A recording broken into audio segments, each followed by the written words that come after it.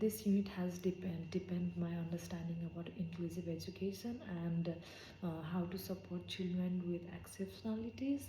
I've learned not just by theory but also by practical approaches to create an environment where every child can thrive.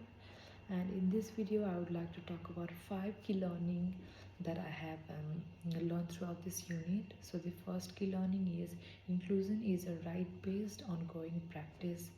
According to Ellen and Edwards Courtry 2013, inclusion is about belonging, being valued, and having choices, not just physical presence.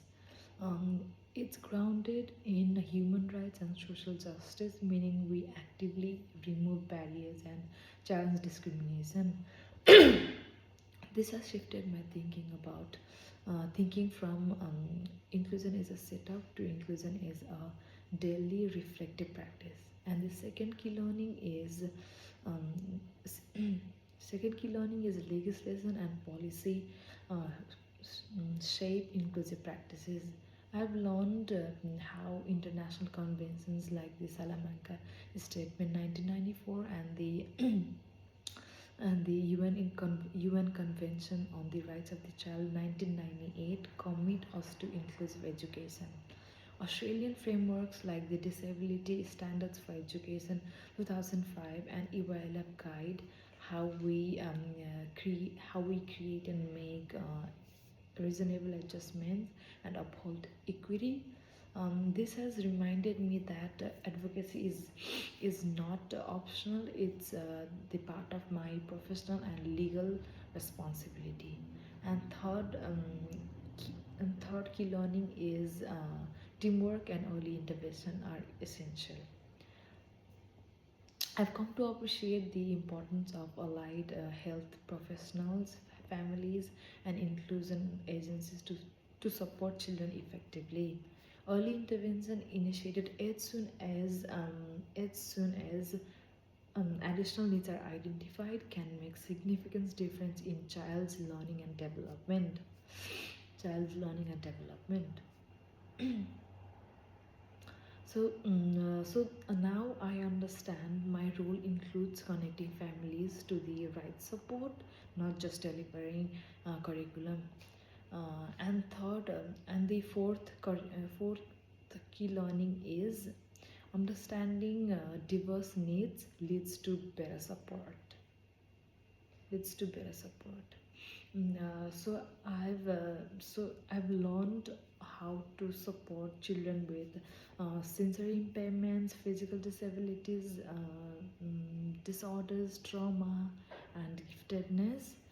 Each require tailored approaches. For example, sensory impairments might require tactic resources or assistive technology. And children who have experienced trauma might benefit from predictable, safe environments and trusting relationships.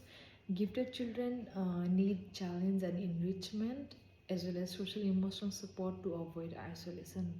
And fifth key learning is key learning is strength based approaches create belonging. A consistent message across my learning has been to focus on what children can do rather than what they cannot do. What they cannot do. Um, so now I see inclusion. So now I see strength based. Sorry, building on strength, valuing family knowledge, and building and celebrating unique abilities, celebrating unique abilities fosters a strong sense of belonging. And now I see strength based as a central to both to both early childhood education. So from I've learned so from this 5 key learnings, this has shown me that inclusion is Rights is about rights, collaboration, adaptability, and recognizing each child's is each child's strengths. This could guide me to create a learning space where every child could feel valued and thrive.